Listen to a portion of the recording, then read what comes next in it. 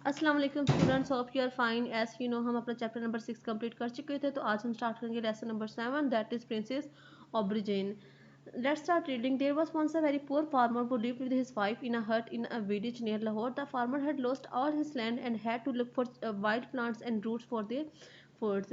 एक दफ़ा का जिक्र है कि एक बहुत गरीब किसान था जो कि अपनी बीवी के साथ एक छोटी सी झोंपड़ी में गांव में रहता था, लाहौर के करीब। और फार्मर अपनी सारी ज़मीनें खो चुका था और अब वो जंगली पौधे और जड़ें वगैरह से अपना खाना इस्तेमाल करते थे। One day, when the farmer was out looking for something they could eat for their evening meal, he found an aubergine or eggplant as it is sometimes called. और एक दिन जब किसान बाहर गया अब खाने की तलाश के लिए, शाम के खाने के लिए कुछ ढूंढने के लिए, तो उसको वहाँ पर एक ऑब्रिजिन मिला। एक अंडा और एक पौधा था जिसे ऑब्रिजिन कहा जाता था। The fruit of the aubergine is very good to eat, he said to himself. I will dig it up and planted it by the door of our hut.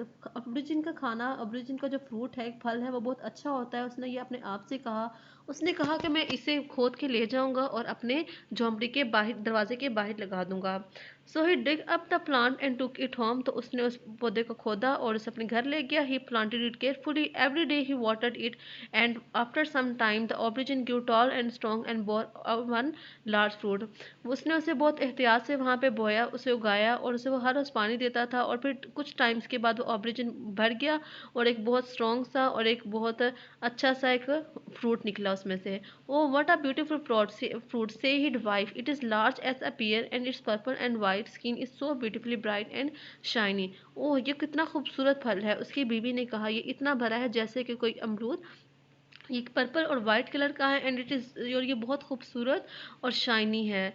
The farmer and his wife were so pleased with their aubergine that they did not want to pick it, so the fruit hung there in the sun day after day. वो किसान और उसकी बीवी उस ऑब्रिजिन फल को देख के बहुत ज़्यादा खुश थे और बहुत सुकून में थे, तो वो उसे तोड़ना ही नहीं चाहते थे। इसलिए वो फल वहीं पे सूरज में लगा रहा और वो दिन ब दिन बढ़ता गया। But one day, when they could find nothing to eat, and the poor farmer said to his wife, "Go and cut the aubergine and cook it for dinner." लेकिन एक दिन उस किसान को जब खाने के लिए कुछ भी नहीं मिला, तो उसने अपनी बीवी से कहा कि जाओ और उसे कट करके लाओ और खाने के लिए पका लो। Unwillingly, the wife took a knife and cut the beautiful colored fruit. Unwillingly मतलब ना चाहते हुए वाइफ गई और छुरी लेके वो उस फ्रूट को कट करके लेके आई। As she cut it, the thought she heard a cry. जैसे ही उसने उसे काटना शुरू किया तो उसे लगा कि उसने किसी की रोने की आवाज़ सुनी। She sat down and began to cut the skin of the fruit. वो बैठ गई और उसने उस फ्रूट को काटना शुरू कर दिया। Then she heard a tiny voice with quite clearly. लेकिन फिर उसने एक हल्की सी आवाज़ सुनी, बहुत साफ। बी केयरफुल, आराम से। ओह बी केयरफुल, ओह प्लीज़ आराम से। कट मोर केयरफुली, बहुत आराम से काटो। और I am sure you will cut me with your knife, और मुझे यकीन है कि तुम मुझे अपनी छुरी से काट दोगी। The farmer's wife was very trouble but she want on cutting the skin very slowly and carefully. Perhaps there is some magic in the aubergine, she said to herself. Farmer की बीवी ने अपने आप को बहुत खतरे में महसूस किया, लेकिन उसने उस फ्रूट को बहुत आराम से और केयरफुली कट करना शुरू किया। उसने सोचा कि शायद इस ऑब्रिजिन में कोई जादू हो। ये उसने अपने आप से कहा। When she had cut off the last piece of the skin, the most beautiful girl you can imagine stepped out of the fruit.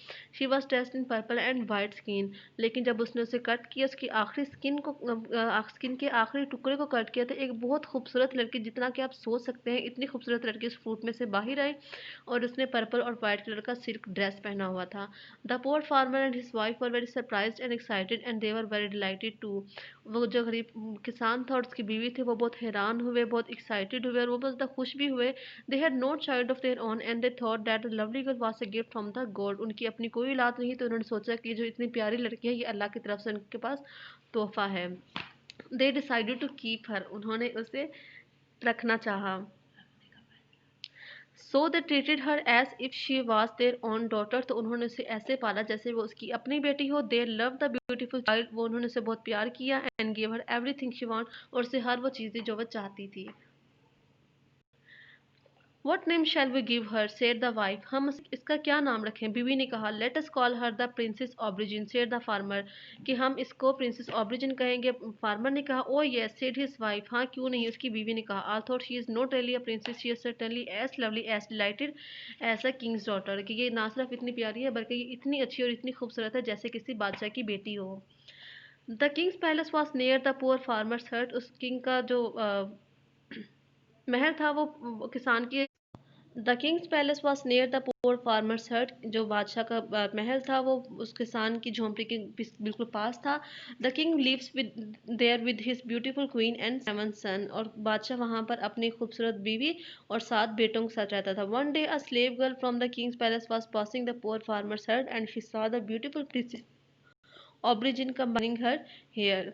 और एक दिन एक लड़की वहां से, जो पेरिस में रहने वाली, बादशाह के पेरिस में रहने वाली लड़की थी, वो इस गरीब किसान की झोंपड़ी के पास से गुजरी और उसने ब्यूटीफुल प्रिंसेस एब्रिजिन को देखा अपने बाल बनाते हुए। When she slave girl return to the palace she went to the queen and said in a hut near there there live a lovely and charming princess. और जब वो लड़की उस महल में वापस गई तो वो क्वीन के पास गई और उससे कहा कि वहाँ झोंपड़ी के पास एक बहुत खूबसूरत और प्यारी सी लड़की रहती है। If the king seize her he will forget every other woman in the world. और अगर बादशाह उसे देख ले तो वो पूरी दुनिया की बाकी सारी औरतों को भूल जाए। She is so beautiful that he will even forget you O queen. वो इतनी खूबसूरत है कि बादशाह आपको भी भूल जाए। The queen was a very jealous woman and she was skilled in magic. जो क्वीन थी, यानी कि जो मलका थी, वो बहुत जेलस होने वाली खातून थी और उसको जादू करने में महारत हासिल थी। Can there be a woman was more beautiful than I, she thought. क्या कोई ऐसी लड़की हो सकती है जो मुझसे ज़्यादा खूबसूरत हो, उसने खुद से कहा। If I can make the girl come to the palace will destroy her with my magic power. और अगर मैं इस लड़की को इस महल में ले आऊँ तो मैं उसे अपनी जादुई ताकत से ख़त्म कर दूंगी। So she sent a message to the prince aubergine saying I have heard you are very beautiful, I would like to meet you so that I can see you with my own eyes. तो उसने Prince ऑबरजीन के पास एक message भेजा और कहा कि मैंने सुना है कि तुम बहुत खूबसूरत हो, मैं तुमसे मिलना चाहती हूँ और तुम्हें अपनी आंखों से देखना चाहती हूँ। सो आज का हमारा लेसन इतना ही है। इंशाल्लाह हम नेक्स्ट रीडिंग अपने नेक्स्ट चैप्टर में लेसन में कवर करेंगे। तब तक thank you, take care and अल्लाह हाफिज़।